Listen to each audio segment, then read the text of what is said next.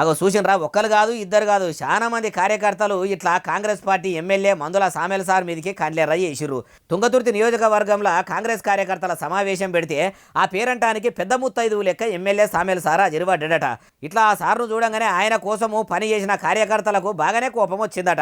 ఏలుబడిలకు వచ్చి ఏడాదినర్థం అవుతుంది, ఏడేసిన గొంగడి ఆడనే అన్నట్టు ఉన్నది. ఇప్పటి వరకు ఒక్క పథకం కూడా చక్కగా అమలు చేయలేదు.